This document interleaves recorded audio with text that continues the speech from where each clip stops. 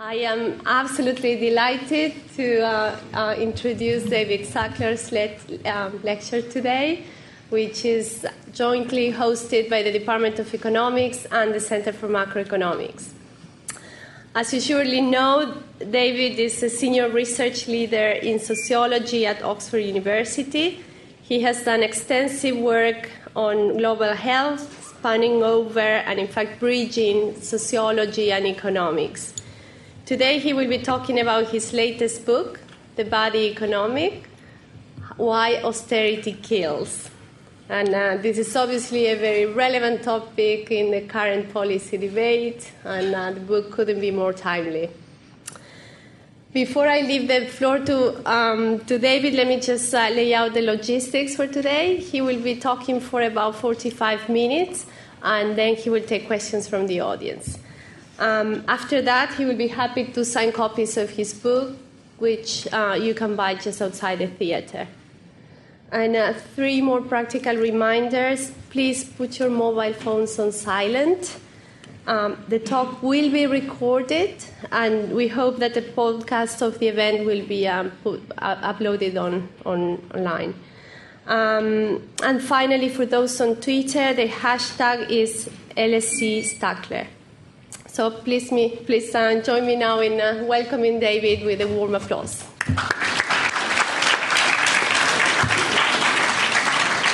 Well, Silvana, thank you for that very kind introduction. It's a great pleasure to join you here at the LSE to cover what's quite possibly the most important topic for the future of the UK, for the future of the rest of Europe. It's how is austerity and deep budget cuts affecting our most valuable asset, our health, and that of our families. It's now 5 years since the worst recession since the Great Depression began. People have lost homes, they've lost jobs, many remain mired in unpayable debt. Here in the UK, more than 1 in 5 youth are looking for work and unable to find it. And meanwhile, our politicians have been debating endlessly how to deal with debts, how to deal with deficits created by the recession and the bailouts of the financial sector, with little regard for the human costs of their economic choices. And all too often, the stories of those suffering, slipping through the cracks, go unnoticed, go unheard. By now you may be wondering who's this boy on the screen. Let me draw your attention, let me introduce you to Kieran Mcardle. At the ripe age of 13, he's already bitter. He blames the government for killing his dad. It may be hard to see at the back. He's holding a picture of Brian, his father, who worked for 20 years as a security guard in Lanarkshire, near Glasgow.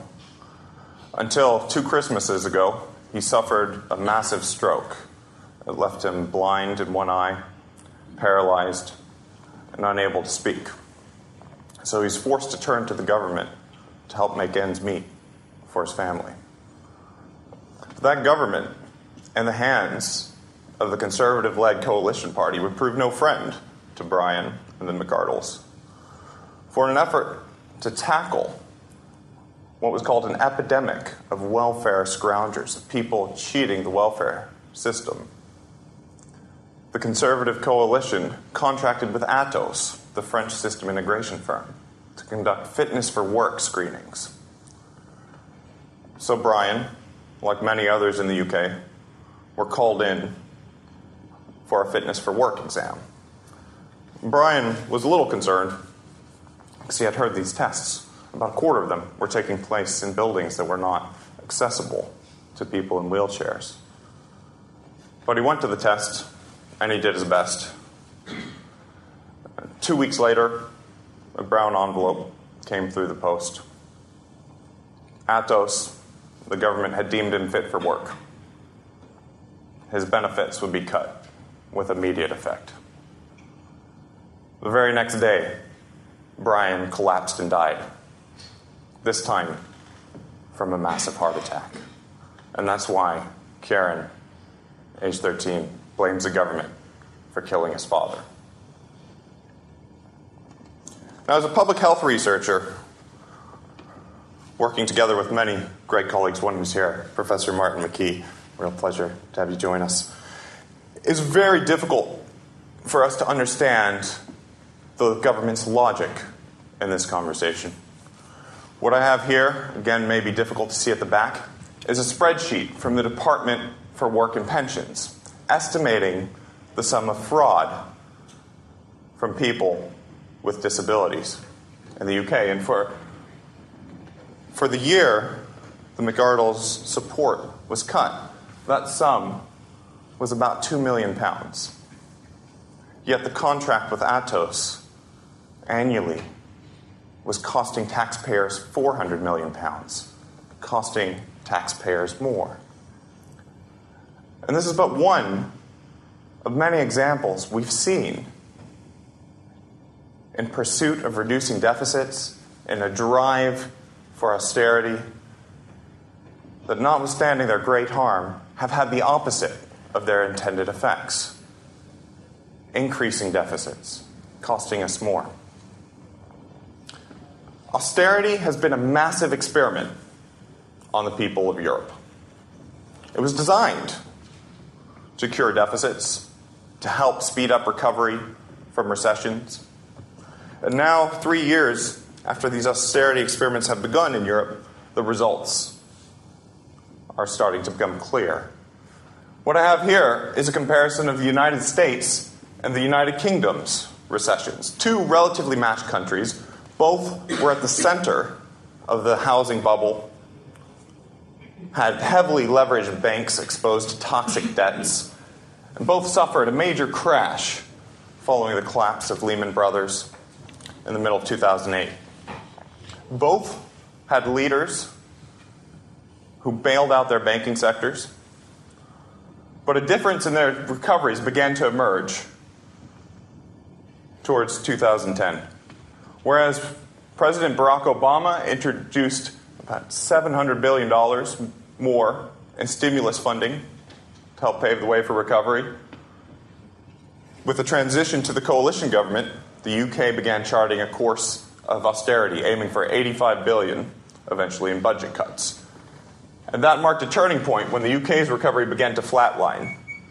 And so here you can see what's been since an L-shaped recovery. And at the end, you can start to see the green shoots that we're hearing a lot about. But from where the countries began here at zero, the US has since recovered. The UK is still not back to what it was 5 years ago when the recession began, marking the slowest recovery from recession in the history of recessions. But I'm not here to talk just about the economics, important as it is, but about public health. And what we've learned is that investments in social protection, from early childhood development straight through to old age pensions, are a powerful determinant of our health. And this association of greater per capita spending on social welfare and higher life expectancy, I'll argue, is not just a correlation, but a powerful cause and effect relationship seen across societies and over time. So to test out this social protection hypothesis, we've been looking at cases around the EU. And at one extreme, there's Greece, which is in the middle of a public health disaster.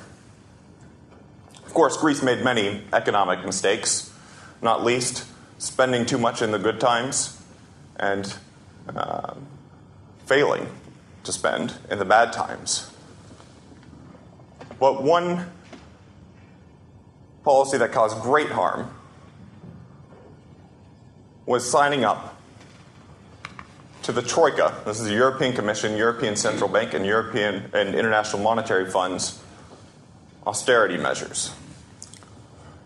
To help achieve budget deficit reduction targets, Greece's health spending was capped at 6% of GDP. Now, where that figure came from is not entirely clear, because Germany spends about 10%, the United States in total, close to 20% of GDP. And at a time when Greece's economy was sinking, people could no longer afford the private sector, turning to the public sector. We would have expected spending to rise. But at the time, this translated into a very deep cut. An incredulous journalist asked the health minister, in 1 year alone, you're aiming to cut the health budget by over 40%. Can this really be? And the minister responded, look, these aren't cuts with a surgical scalpel, but a butcher's knife. Now, usually in public health, there's a delay between an exposure, say, people turning to smoking, and lung cancer, which would manifest 10 years down the road. But the impacts of some of these deep cuts to Greece's health system are already starting to become clear. As HIV prevention programs were cut in half, we've seen a large outbreak of HIV infections. Not when the recession began in 2008, 2009, but when the cuts began to take effect since 2010.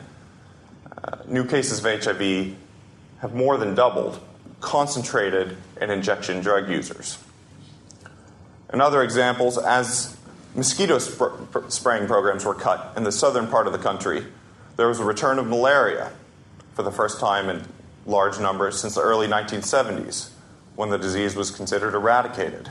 There was a return of West Nile virus, dengue fever. I could go on. Now threatening the tourist industry. And in a paper that we published in The Lancet, these were but a few of the health effects we'd seen in Greece, from a 60% reported jump in suicides to 40% increase in infant mortality, significant jump in stillbirths, and deep increases in people reporting that they were unable to access medically necessary care.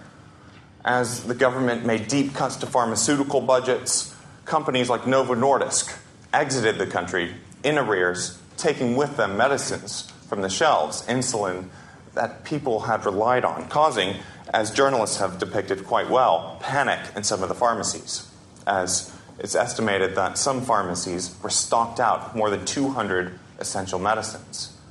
This is happening in Europe.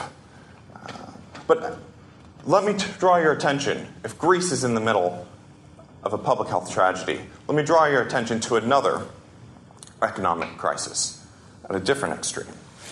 And if you were in Iceland in October 2008, your TV program would have been interrupted by this man, Prime Minister Hart, with block white letters appearing on the screen, God bless Iceland. He had interrupted TV program to call an emergency announcement, warning Icelanders of a period of enormous hardship, unlike that seen since World War II. And he had a point, because Iceland's three biggest banks had failed. Its debt jumped to more than 800% of GDP, largest figure in Europe.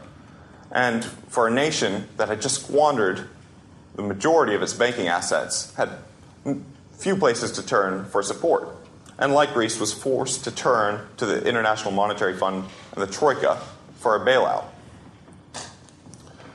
And like Greece, came with the usual conditions. The Troika was asking Iceland to make 30% cuts to its public health budget, deep cuts to its social protection measures. And I can recall being in Gastein with representatives of Iceland who took to joking, what's the difference between the IMF and a vampire? So one stops sucking your blood after you're already dead. But then something quite different happened in Iceland. The equivalent of 10% of people poured onto the streets outside Alþingi House, Iceland's parliament, protesting the plan to finance deep budget cuts to make up for the need to bail out the banks. The health minister resigned in protest, and the president of this tiny island nation took a radical step, calling for a democratic option, calling a public referendum. And so it was, in March 2010, 93% of Icelanders voted no to financing bank bailouts with deep budget cuts. A decision that was later upheld in 2011 with another referendum. And as the president explained, in a long quote here, we were wise enough not to follow the prevailing orthodoxies of the Western financial world over the past 30 years. We let the banks fail. We provided support for the poor.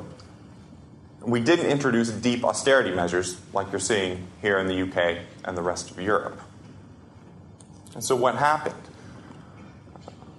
And at a time when the price of importing medicines was rocketing, to cope with the increase, Iceland injected more money into its health system. Unlike Greece, there was no sign of people losing access to health care. So commonly we see people who have lost jobs, and there was a stark increase in unemployment in Iceland. So commonly we see people who have lost work reporting being stressed, depressed, and at greater risk of suicide. We looked at surveys before and after the crisis and found people who were unemployed were reporting sleeping more and spending more time with their families, with no apparent rise in suicides. Sometimes we see people who have lost income turn to low-quality sources of food, trying to make ends meet. Yet in Iceland, McDonald's pulled out of the country, citing operational difficulties. Apparently, the cost of importing tomatoes was making cheeseburgers too expensive. And so people turned to locally sourced fish, in turn, helping power an economic boom. And to top it all, Iceland, which was once rated as one of the world's happiest nations, was again, in 2011, according to the UN's first World Happiness Report, sitting atop the list as one of the world's happiest nations. And did it cost them? Here I have a comparison of Iceland and Greece's economic growth performance. And while Iceland has charted a rebound, unemployment falling below 5% of the workforce, in Greece, the latest data we have shows a steady sink into the abyss. Now, of course, Iceland and Greece are two quite different nations. Iceland isn't a member of the Eurozone, so it has the option to devalue its currency, and it had more flexibility in its fiscal policy. But what the contrast proves is that even a devastating economic crisis needs not lead to a health disaster if politicians take steps to protect their people in hard times. But to further test out our thesis that recessions can hurt, but austerity kills, we've looked at major economic disasters in history. And one, we looked at the Great Depression, a crash that many commentators have looked to for insights for how to respond today. And what may come as a surprise to you is to know that even though there was a period of terrible hardship and suffering, here are mortality rates in the Great Depression. Mortality rates fell during this period in the United States by about 10%. It was a time when there was a lot going on, and when we drilled closer into the data from the Center for Disease Control, we found that much of this drop was a result of road traffic deaths falling, as people were driving less to save money on fuel costs. And at the time, road safety was a foreign concept. But what made a critical difference was the politics of the Great Depression. And at the time, the president's advice, Herbert Hoover, that people should pick themselves up from their bootstraps to help power an economic recovery, felt a little out of touch. His opponent, President Roosevelt, instead campaigned pledging the American people a New Deal, a massive injection of financial relief to the newly unemployed, a large-scale program to build homes and provide shelter for people who didn't have a roof over their heads, and to build new hospitals, schools, massive immunization programs, using the crisis as an opportunity. And he won. But it created a natural experiment, because some governors especially those who leaned to the right of conservative persuasion, sought to avoid the New Deal altogether, whereas some left-leaning governors thought it didn't go far enough. And this created, when we looked at the data, a polarization in health, to where we found that each additional £70 per head of population at the time in New Deal spending to build schools, hospitals, roads, and shore up and launch the U.S. social safety net led to significant drops in suicides, pneumonias, and infant deaths. It was, in effect, the biggest public health program implemented on U.S. soil in history. That leads me to a next crisis where we see the opposite, and this was the Asian financial crisis that happened in the late 1990s. That began with speculative attacks on the baht, Thailand's currency. And Thailand, unlike what we saw in the United States, rather than pursuing a course of stimulus, made deep budget cuts. In particular, it cut its HIV prevention programs in half, analogous to Greece today. What you can see here is, in a few years after the recession began, when those cuts took effect, Thailand's progress in stemming HIV reversed, leading to a large outbreak and deaths from HIV and its sequelae, pneumonia and tuberculosis. It's only now, closer to the current period, that Thailand's been able to recover from its epidemic. Where, in contrast, nations that were also at the eye of the storm, such as Malaysia, that didn't turn to the International Monetary Fund, that didn't go down the path of deep cuts to its health system, were able to avoid these costs. It was only in December of 2012 that the IMF formally apologized to Thailand, admitting the costs of its recommendations of austerity and liberalization were 3 times greater than it had previously assumed. And that's a pattern we see again today, history repeating itself. In a recent paper, and bureaucrates here, entitled Growth Forecast Errors and Fiscal Multipliers, the chief economist of the International Monetary Fund acknowledged we underestimated the negative effect of austerity on employment and spending power. What they had done is look at something called a fiscal multiplier, a somewhat obscure statistic that goes straight to the heart of the debate on austerity. A fiscal multiplier estimates how much government spending affects economic growth. And when that multiplier is 1, it means each dollar or pound of government spending returns a dollar or pound equivalent sum in growth. When it's lower than 1, it means you're losing money on government spending. And the IMF had assumed the fiscal multiplier was about 0.5. And that meant that deep cuts would be expansionary. It would save money, help power investment, help power recovery. But when they took a hard look at data from the recession, they found that multiplier was much higher, as high as 1.7, which is why, not too long ago, the reverse course rebuked, here in the UK, Chancellor Osborne, advising public infrastructure stimulus. But this assumption, and this look at the data, still had a major flaw, making a big conceptual leap that I'd hope our students wouldn't make. Because it assumed that all government spending affected the economy equally. But this is clearly false. We wouldn't expect education, health, defense, social protection to have the same effect on economic growth. So what we did is we used the same methodology as the International Monetary Fund, but looked at the fiscal multipliers by each component, each sector of government spending.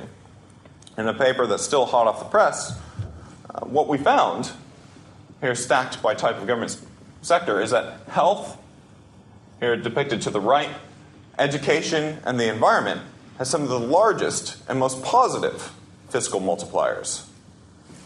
Whereas economic affairs, the the coding for bank bailouts and defense spending were smaller and in some cases negative, as money tended to flow out of the economy, leading to a trade deficit. In the case of defense, to foreign contractors, or in the case of bank bailouts, to offshore tax havens. So clearly, this is important economic information. If you wish to pursue austerity,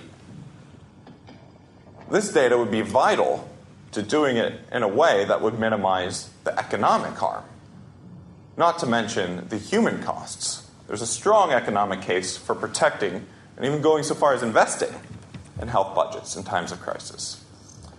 But that takes acknowledging what the data tell us, and not all have been willing to do this. So what I have here is we can see the multipliers in action. I have changes in government spending. So on the right, you have more stimulus nations, or those that have allowed spending to rise in times of hardship. And on the left, those that have made deeper cuts. And on the y-axis, I have change in GDP, economic recovery. And you can see Greece here at the bottom, where stimulus nations, Finland, Sweden, and Germany are at the top. Yes, Germany preaches the virtues of austerity for others. And this acknowledgement, now happening in economics, still has a way to go in public health. Soon after we published our research warning of human harms from austerity in Greece, we received a letter in the British Medical Journal from Dr. Lyeropoulos saying that there was no hard evidence to prove that the crisis has become a health hazard. And this is a view that's been expressed repeatedly by the health ministry in Greece, that budget reductions were a positive result of improving management efficiency. It was difficult for us to understand the logic, because on the day these letters came to the British Medical Journal, we were seeing reports from Dr. Mark Springer from the European Centre for Disease Control saying, after he conducted a site visit of hospitals in Greece, that he had seen places where the financial situation was so dire that hospitals couldn't afford basic equipment, like surgical gloves, gowns, alcohol wipes, raising alarms at the prospect of drug resistance spreading on hospital wards. And a director of HIV research from the US also concluded, after inspecting Greece's HIV control programs, that the Greek government were creating an epicenter for the spread of HIV in Europe and beyond, as one of the only nations in Europe where HIV has jumped in this crisis. It was only when we realized that Dr. Lyeropoulos had won large grants from the Ministry of Health as chief expert panel advisor to the Troika and to the government on implementing austerity that we could follow why he was defending the indefensible. And it is, in a way, understandable. What could Greece really do? Because if we look at the latest plan from Europe for Greece, it's more of the same. With the European Central Bank just coming to Athens, where it was 2 weeks ago, applauding Greece for its progress on austerity, urging it to stay the course, and saying that if it didn't, the remaining bailout funds wouldn't be released. Yet, while Greece's hands may be tied, here in the UK, we have more options. And in a speech just a couple of weeks ago at Guildhall, not too far from here, Prime Minister Cameron used the occasion to set out the UK's platform policy. And as he stepped from a golden throne to a golden pedestal, he announced his signal policy for permanent austerity, a permanent program of deep budget cuts and retrenchment of welfare support in the UK. Now, you may recall earlier when he told us that we were all in it together on austerity. We've been looking at who's winning and who's losing from the cuts. And each of these dots is a local area of the UK. One of them is London, another is Liverpool, another is Yorkshire and Humber. And austerity is clearly regressive. It's an attack on the weakest and most vulnerable groups in our society. Here you can see the greater budget cuts have been in the more deprived areas of the UK. And if you draw a map of austerity, you see the losers are persons with disabilities, housing support for people who are homeless, and people who have lost jobs. What we've in effect done is had a massive transfer of wealth from the public to the private sector and bailing out banks, and the rest of us are getting deep cuts.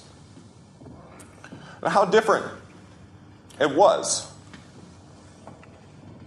in the aftermath of World War II. People ask me, is there an alternative? I said, we seem to be forgetting our collective histories. A personal hero of mine, Nye Bevan, in 1948, at a time when Britain's economy was in shambles after World War II, its debt in total was up to 400% of GDP, a figure as large as today. He said, despite our financial and economic anxieties, we're still able to do the most civilized thing in the world, to put the welfare of the sick in front of every other consideration. And it was on that eve that the UK founded the National Health Service, founded the precursors of universal child benefit.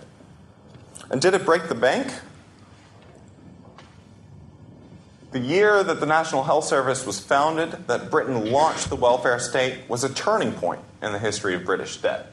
Within a decade, from 1948, it had fallen in half, continuing to fall, paving the way for peace and prosperity until about the early 80s, when debt in Britain began a slow upward march, leading us to the situation we're in today. So there is an alternative. Then people tell me, well, if you ask the British people what they want, they'd prefer deep cuts. That austerity is democratic. We took a look at the British social attitudes data, some of the main comparative sources of public attitudes information we have that goes back the past 30 years. What you can see here at the bottom in dark, this is the proportion of the population who say that they would like to see the government reduce taxes and spend less on health, education, and social benefits. It's less than 10% of the population. The rest say they'd like to either keep it the same or increase it. So austerity is not democratic, as we're told. So what is an alternative? My plan for Europe, I call it New Deal, because it builds on what we've learned from the past responses to recessions, builds on what we've learned from Iceland.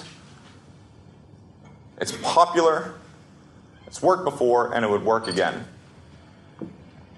And at its heart, a New Deal would have three guiding principles.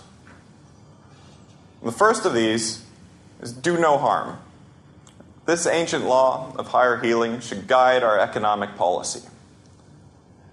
Had austerity been organized like a drug trial, it would have been stopped, given evidence of its harms and the failure of its purported benefits to accrue.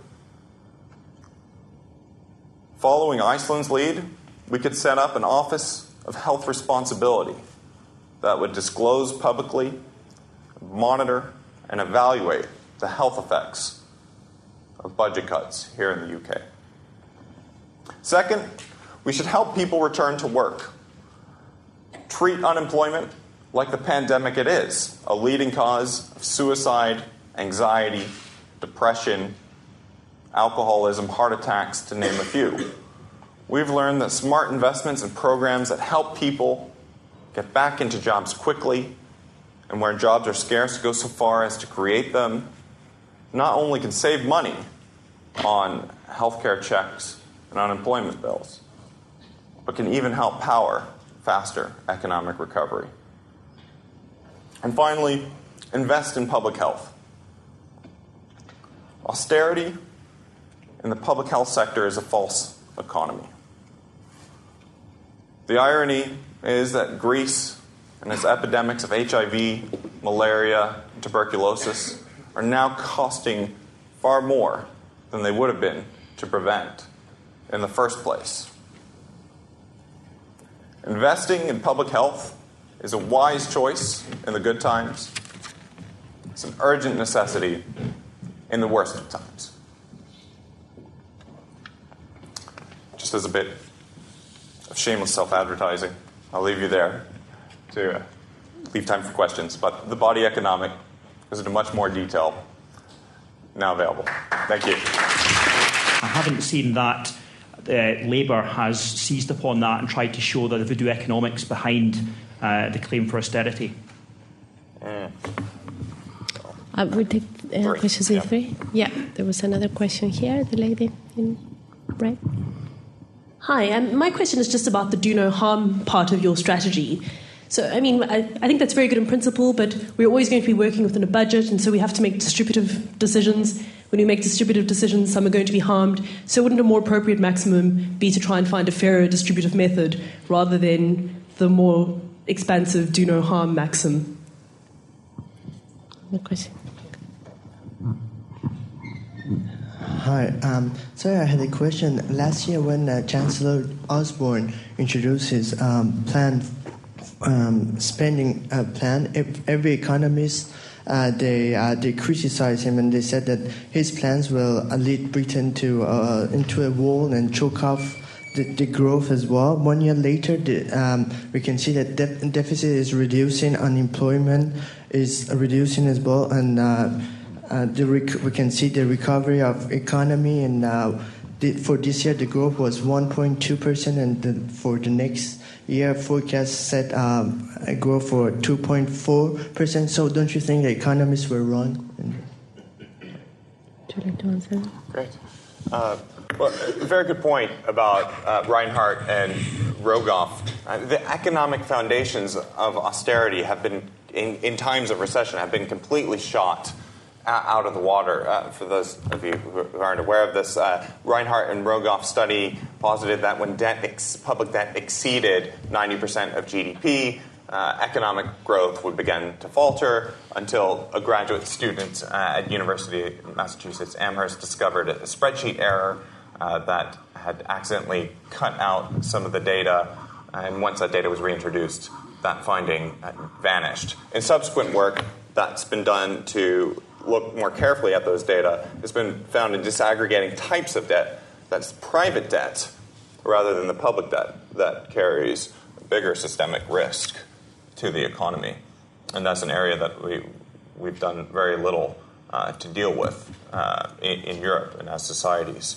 Why aren't politicians taking it up? It's a good question I hope you'll put to the Labour Party and the Conservatives and Lib Dems here in the UK, because there's acknowledgement even in the United States, where the Budget Office estimates that Osborne's austerity here has cut about 1.5% off GDP.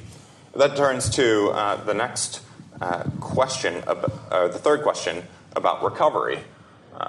We see green shoots, 1.2% growth. We have to take what we're seeing in comparative perspective. We're seeing a jobless recovery, unemployment still remaining high. We're seeing that the majority of the recovery is going to the top 1% of the population, where real wages for the remainder have been stagnant and are still below what they were 6 years ago. And as mentioned before, this has been the slowest recovery from a recession since we've been keeping records. And finally, just turning to the question about human costs.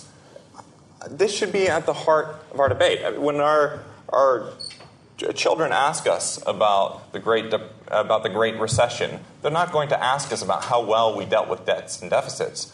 They're going to ask us how well we took care of people who were falling through the cracks, people who had lost homes, people who lost jobs.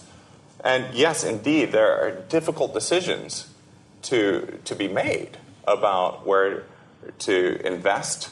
But what we found is that investing in health, if done correctly, can return up to £3 for each pound invested. Another thing we've learned is that the institutional mandates of those who govern our economies differ considerably. So in the United States, the Federal Reserve Board has full employment along with low inflation in its policy remit.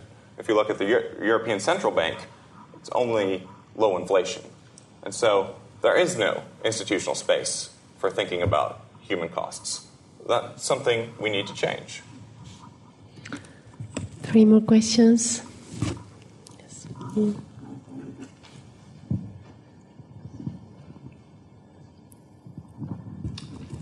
Hello.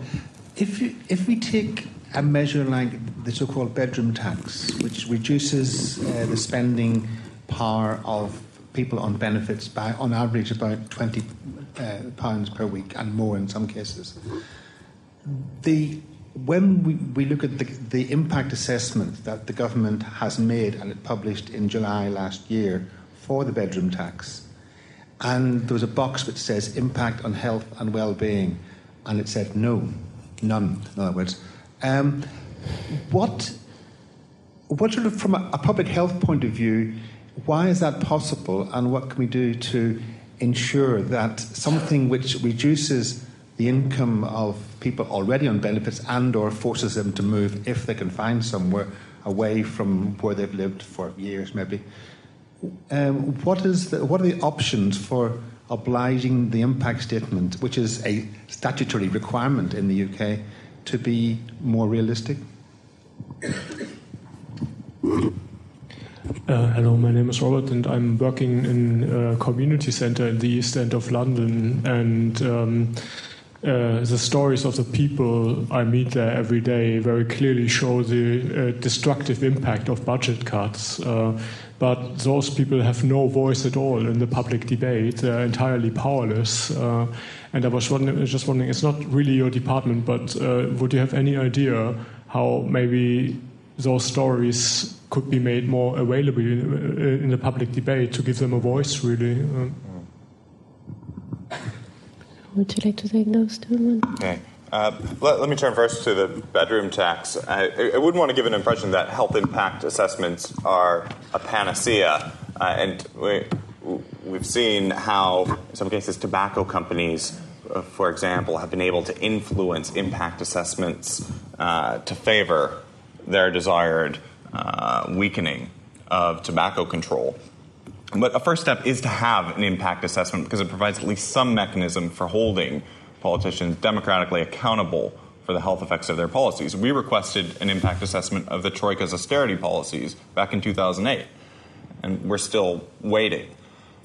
So I would encourage you to look into the details of who did the impact assessment and raise some doubts about their ability to win those contracts in the future. There's even anecdotal reports of bedroom tax suicides, I think of one woman, Miss Stephanie Bottrell, a grandmother who had lived in her house for 18 years. On the eve she was set to be evicted, she had packed her bags and instead threw herself in front of a lorry. And these are just a few of more than 1,000 suicides we've seen over and above historical trends in the UK. So I hope an investigation will be launched.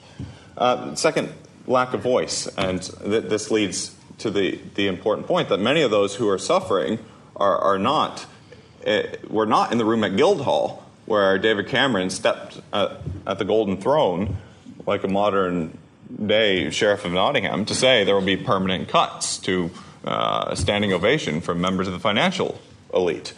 The least that we can do as researchers is document those stories of suffering in the data. And when we work together with people like yourself who are at the front lines, our voices are stronger when the data on homelessness, on wages, on the health effects of those changes are entering into the public debate. So I'd encourage you to get in touch and join up with those who are working in public health and concerned, as you are, rightfully so, about these issues.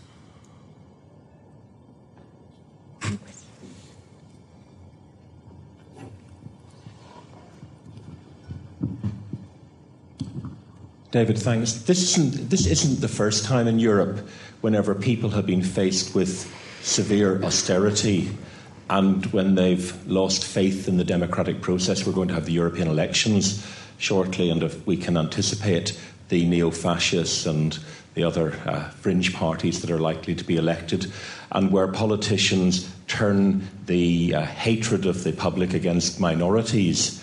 Do our politicians ever read the history books?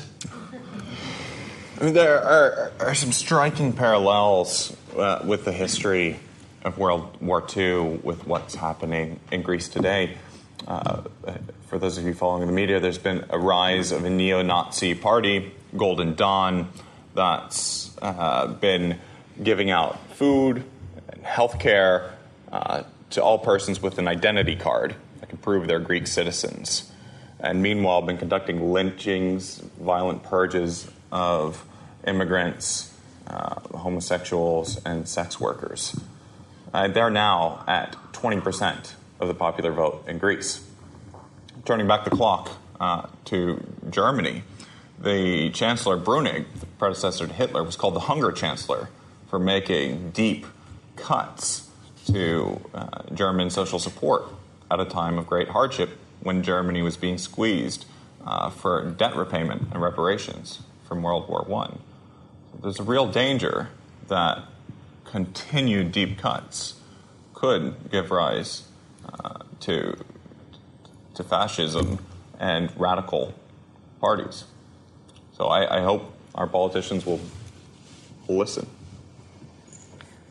I'll squeeze my own question.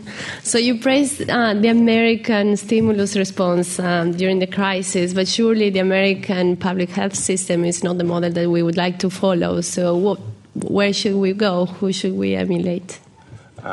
Well, certainly not emulate the U.S., as is happening with the Health and Social Care Act, which has now privatized 49% of the NHS. So where delivery is now being done by private contractors like Virgin and other agencies. The NHS has stood out as a great protector of the British people during the recession, where in the U.S., an additional 5 million people lost access to health care because their health care access was tied to their jobs in the recession. In the UK, at least early on, we didn't see any sign that economic hardship was costing people their health care access. And that's because the NHS embraces a system where ability to receive care is separated from ability to pay.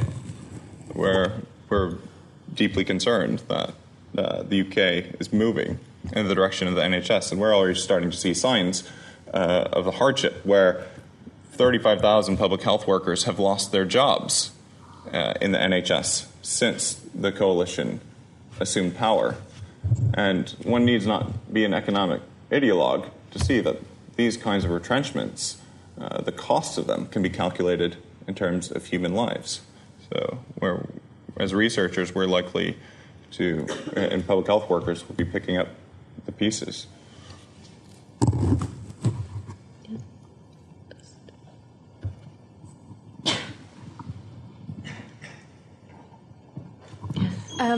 I was just wondering, you said obviously that spending and cuts don't fall equally. And I was wondering if you looked at research, or what you know about research in terms of how the decline of public health falls and is distributed, like by age and gender, ethnicity, wealth, particularly age. I'm quite interested.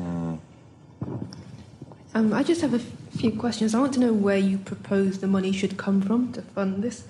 And the second one is, have you personally tried to influence the Treasury or given advice to the government? And the final one is, you had a graph earlier on where it showed there was an increase in the percentage of debt to GDP. It went up in 1918. I was just wondering what caused that. Take one more question. Thanks for bringing up... one more question. Oh, one more question. Hello. I was thinking that what you've just told us about the devastating effects of austerity, is clear and the arguments are clear. I'm interested that you're planning to speak to politicians about this. I can't imagine that the current government or the opposition or political parties are going to go, oh yeah, you're right, we're going to change. It occurs to me that what could be really useful is that people in your position who do this kind of research could be really actively educating all of us, the public, to Icelandic levels of sort of knowledge and preparedness towards activism. And it's really, I wondered if you could answer it as a really practical question as to what you can really be doing in your lovely position to make that happen. Yeah, all very good questions. As far as who is being harmed most by austerity, in cuts in health in particular, by age, gender, ethnicity, we lack vital information.